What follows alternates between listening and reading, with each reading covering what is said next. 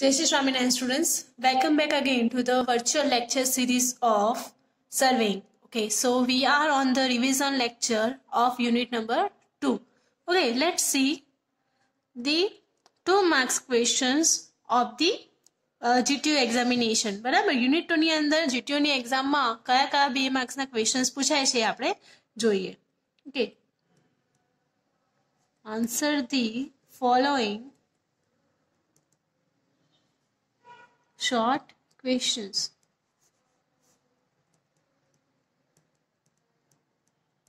Okay, the first questions comes in the picture, which is draw net sketch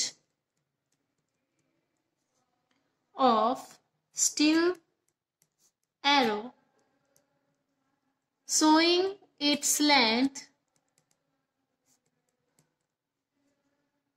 and diameter.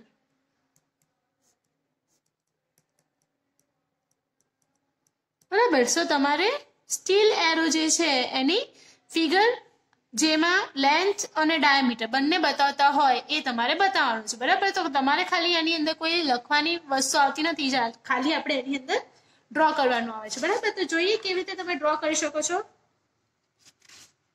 Okay, સો સૌથી પહેલા તો તમારે એક NEET sketch draw કરવાનું છે સ્ટીલ એરોનું. બરાબર. તો એક તો પહેલા આવશે એનો યુ શેપ. બરાબર, જે તમારે આખા રાઉન્ડ શેપમાં બતાવવાનું છે.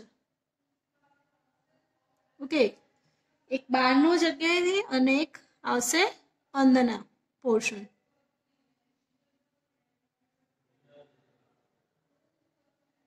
બરાબર. સો હવે એક પોર્શન આવશે અહીંયાથી સ્ટ્રેટ. બરાબર. આ રીતે તમારે એનું ડ્રોઈંગ બતાવવાનું છે.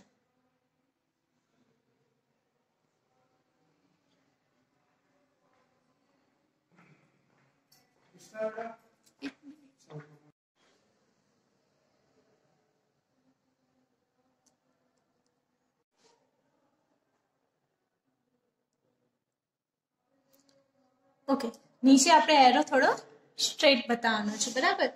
હવે આવે છે વાત તો એના ડાયમેન્શન્સ લખવાની. બરાબર, કે એને લેન્થ આપણે બતાવવાની છે અને આ જે રોડ છે એની ડાયામીટર બતાવવાનું છે. બરાબર.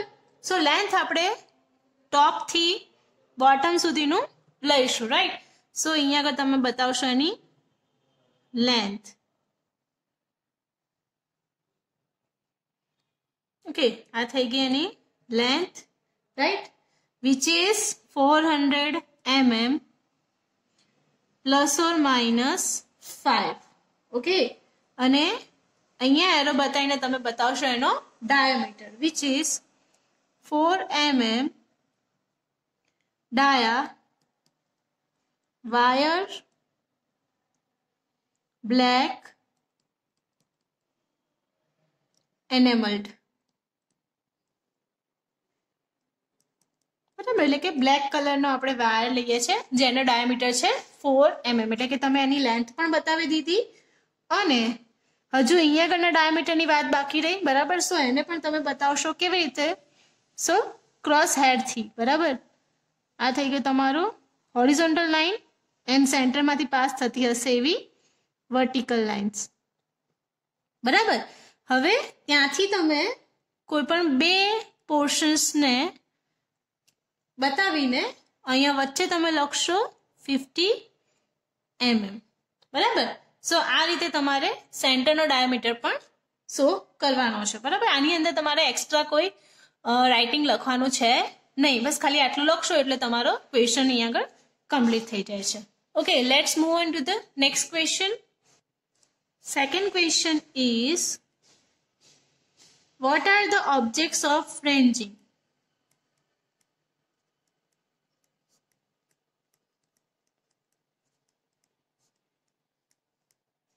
ઓકે, સો રેન્જિંગના કયા કયા ઓબ્જેક્ટ્સ છે એ તમારે લખવાના રહેશે. Okay, so main object of the ranging is to establish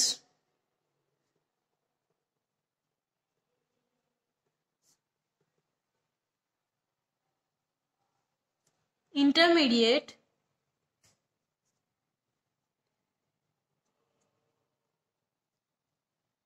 points on a straight line between two survey stations in the field. બરાબર, એટલે મેઇન ઓબ્જેક્ટ શું છે એનો? તો કે to establish intermediate points on a straight line between two survey station in the field. એટલે ફિલ્ડની અંદર જ્યારે તમારે બે સર્વે સ્ટેશન છે, બરાબર, એની વચ્ચેનો તમારે ઇન્ટરમીડિયેટ પોઈન્ટ્સ જોતા હોય, બરાબર, તો એને કહીએ છીએ આપણે રેન્જિંગ ઓફ ધી ઓબ્જેક્ટ. બરાબર, સો એમાં તમે લખી શકો આગળ. So there are two types of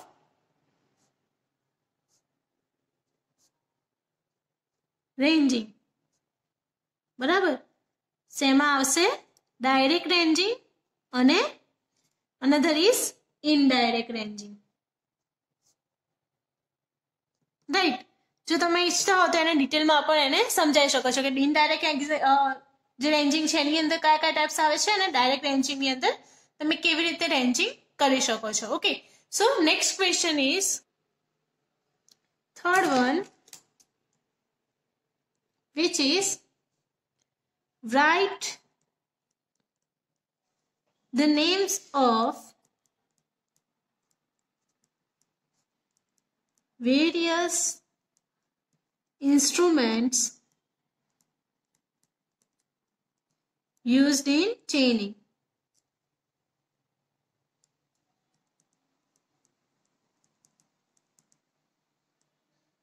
Okay, સો તમારે જેટલા પણ ડિફરન્ટ ટાઈપ્સ ઓફ ઇન્સ્ટ્રુમેન્ટ્સ આવે છે એને લખવાના છે. ઓકે, તો કયા કયા ઇન્સ્ટ્રુમેન્ટ્સ એમાં યુઝ થાય છે?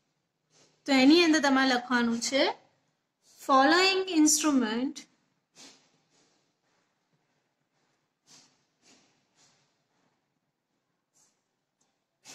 are commonly used in chaining. બરાબર, તો કયા કયા ચેઇનિંગના ઇન્સ્ટ્રુમેન્ટ્સ આવે છે? The first one is chain, second one is step, third one is arrows, fourth pegs. જેટલા પણ તમને નંબર ઓફ ઇન્સ્ટ્રુમેન્ટ્સ યાદ રહે તમારે બધા જ લખવાના છે, એટલે કે ranging rods. F, that means ranging poles.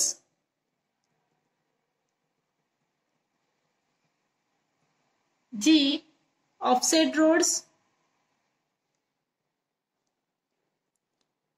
H, plumb bob. I, whites to marking. બરાબર, જે white powder use થાય છે એ પણ એક ઓબ્જેક્ટ જ છે. બરાબર, અને જે which is laths.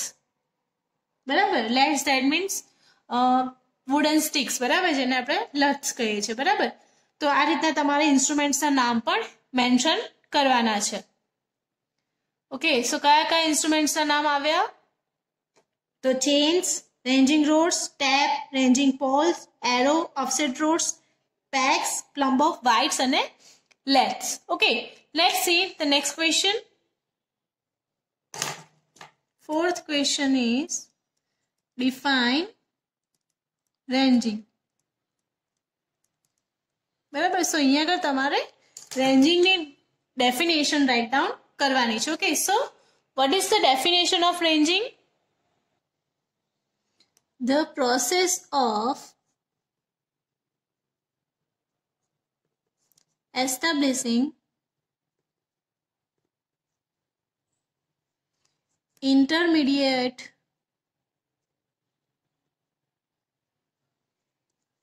points on a straight line between two survey stations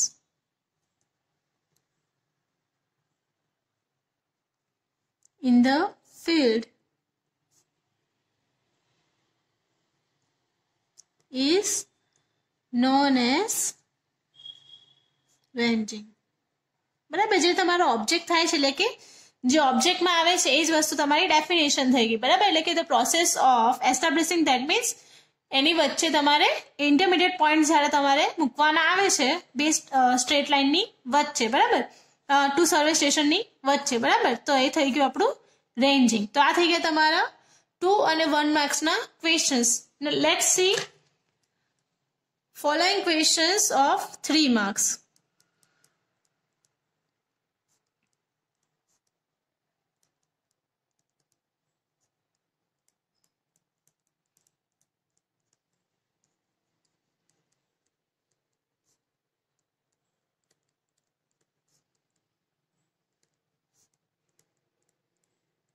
Okay, so 3 marks ની અંદર કયા કયા ક્વેશ્ચન્સ પૂછાઈ શકે છે એ જોઈએ.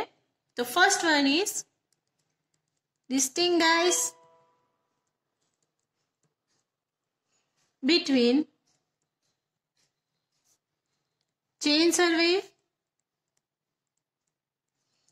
and compass survey. બરાબર, સો તમારે ચેઇન સર્વે અને કમ્પાસ સર્વે નો ડિફરન્સિએશન બતાવવાનું છે. ઓકે, તો ઓલવેઝ ડિફરન્સિએશન માટે બે પોર્શનમાં ડિવાઈડ કરવાનું. That means chain survey and compass survey. Okay, તો પહેલું ટર્મ શું આવે છે ડિફાઇન કરવાનું. That what is the definition of chain survey or the object of chain survey. બરાબર, તો ચેઇન સર્વેની જે ડેફિનેશન આવડતી હોય. ઓકે, સો મેઇન ડિફરન્સ સૌથી પહેલો આવશે એની definition. That means chain surveying the framework consist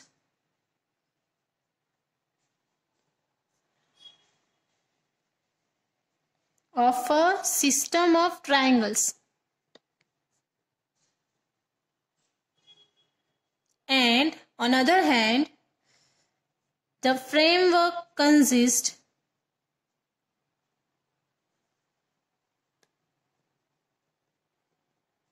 of connected lines forming an open or closed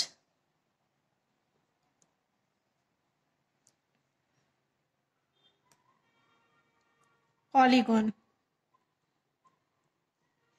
or we can say system. બરાબર, ક્લોઝ કાં તો જેને આપણે ટ્રાવર્સ પણ કહીએ છીએ, ઓપન કાં તો ક્લોઝ ટ્રાવર્સ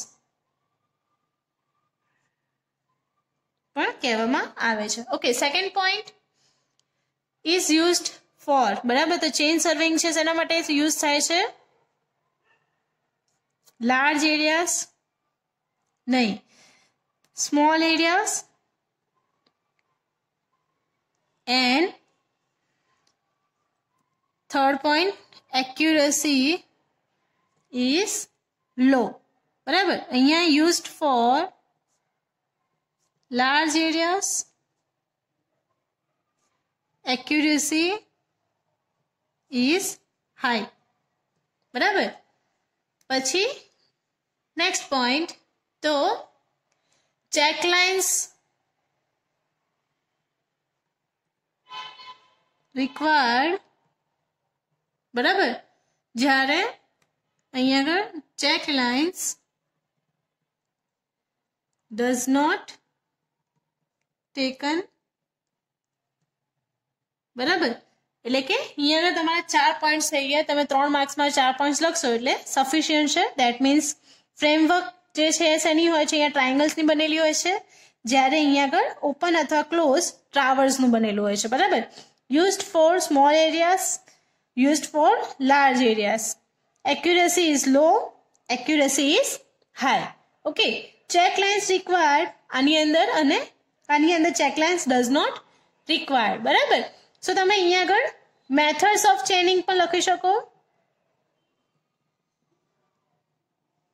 અને અહીંયા આગળ methods of compass સર્વેઇંગ.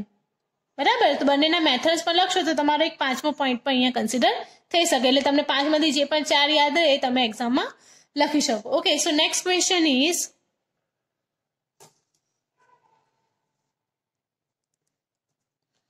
with net sketch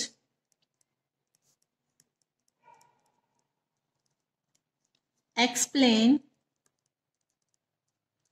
the process of taking perpendicular offset.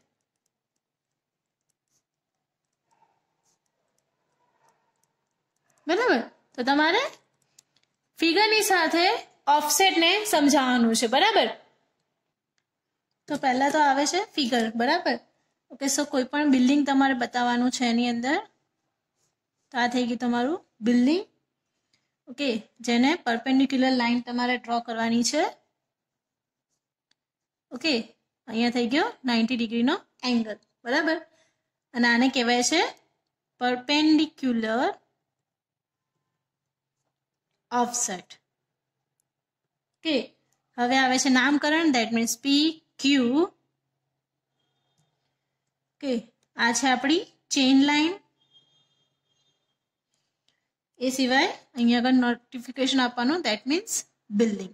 બરાબર, તો આ થઈ ગયું તમારું પરપેન્ડિક્યુલર ઓફસેટ. બરાબર, હવે તમારે શું બતાવવાનું છે? તો process of taking perpendicular offset. બરાબર, તો કઈ રીતે પ્રોસેસ થાય છે? તો પ્રોસેસ તમારે એક્સપ્લેન કરવાની છે. when the offset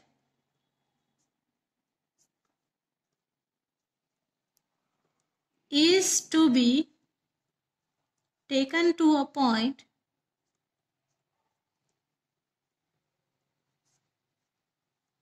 P, the leader holds 0 end of the tap at P and the follower swings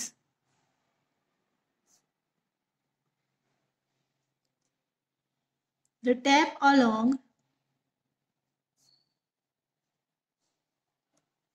the chain in a short arc about the point P as center. બરાબર, એટલે કે અહીંયા આપણે શું કરીએ છીએ? તો P પોઈન્ટને સેન્ટર લઈને એક ઓફસેટ આપીએ છીએ Q પોઈન્ટ આગળ. બરાબર, તો એક જે છેડો હશે ચેઇનનો એ ક્યાં હશે? P પોઈન્ટ પર રાખેલો હશે અને Q આગળ બીજો એક પોઈન્ટ આપણે રાખેલો હશે. બરાબર, ટેપનો જે સેકન્ડ પોર્શન છે એ ત્યાં આગળ આપણે રાખેલો હશે. Q is the point of minimum reading. Q શું છે? Point of minimum reading.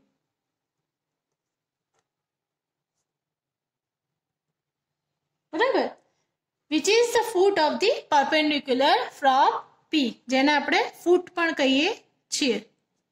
Okay, now such offset is called swing offset. આ જે ઓફસેટ છે એને આપણે શું કહીએ છીએ? સ્વિંગ ઓફસેટ પણ કહીએ છીએ. ધેટ મીન્સ એક પોઈન્ટ આપણે અહીંયા પણ કન્સિડર કરીએ છીએ, એક પોઈન્ટ અહીંયા પણ કન્સિડર કરીએ છીએ અને અહીંયાથી આપણો એક આર્ક બને છે. બરાબર, સો આ આર્કને આપણે કહીએ છીએ સ્વિંગ ઓફસેટ. આવી રીતે તમે પરપેન્ડિક્યુલર ઓફસેટને રાઇટ ડાઉન કરી શકો છો. બરાબર, સો આજના લેક્ચરમાં આપણે કયા કયા ક્વેશ્ચન્સ જોયા? તો related to 2 marks and 1 marks theory and 4 માર્ક્સના અને 3 માર્ક્સના ક્વેશ્ચન્સ કે જેની અંદર આપણે distinguish between chain surveying and compass survey જોયું અને process of taking perpendicular offset જોઈશું. બરાબર, તો નેક્સ્ટ લેક્ચરમાં આપણે કન્ટિન્યુ કરશું 3 માર્ક્સના ક્વેશ્ચનની થિયરી. ત્યાં સુધી I am Krishna Panchal signing off. Jai Shri Ram.